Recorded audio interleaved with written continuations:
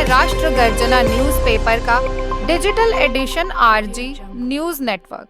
महाराष्ट्र की राजधानी मुंबई में न्यू इंडिया कोऑपरेटिव बैंक को आरबीआई ने बैन कर दिया है। इसी के बाद जहां लोगों में अचानक बैंक के बैन होने से सनसनी मच गई, लोग परेशान हो गए। वहीं अब इस बैंक पर बैन लगाने की वजह सामने आ गई है। दरअसल बैंक के रक्षक ही भक्षक बन गए हैं। इसी के चलते ही मुंबई की आर्थिक अपराध शाखा न्यू इंडिया बैंक घोटाले की जांच कर रही है।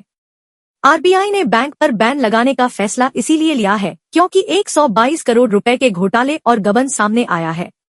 इसी के चलते आरबीआई ने 6 महीने का प्रतिबंध लगा दिया है। इस बैंक में करोड़ों के घोटाले के चलते न्यू इंडिया कोऑपरेटिव बैंक के सीईओ ने दादर पुलिस थाने में एफआईआर दर्ज करवाई थी।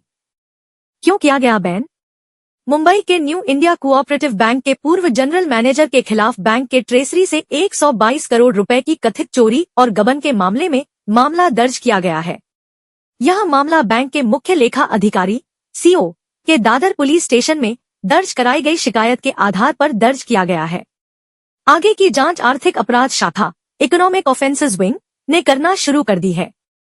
भारतीय रिजर्व बैंक आरबीआई ने गुरुवार को इस बैंक पर कई प्रतिबंध लगाने के बाद ये एफआईआर दर्ज करवाई है। इन प्रतिबंधों में बैंक में लोगों का जो पैसा जमा है उसे अब निकाला भी नहीं जा सकता है।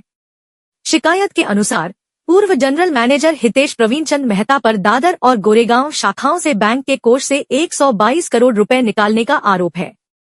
वह अपने कार्यकाल के दौरान इन शाखाओं के प्रभारी थे। आरोपों के अनुसार यह धोखाधड़ी 2020 से 2025 के बीच हुई।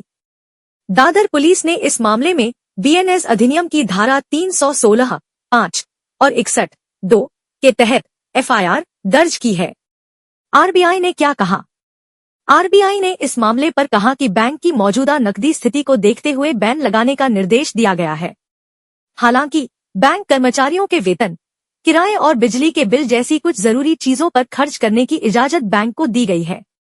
आरबीआई ने साफ किया है कि 13 फरवरी 2025 को बैंक के कारोबार बंद होने के बाद से बैंक बिना उसकी इजाजत के ना तो कोई लोन या एडवांस रकम देगा या उसका रिन्यूअल करेगा।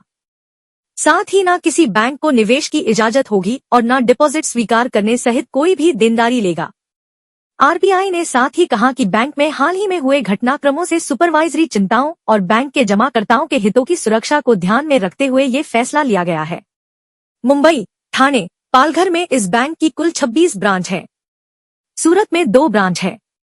बैंक में खाता धारकों की संख्या लाखों में है।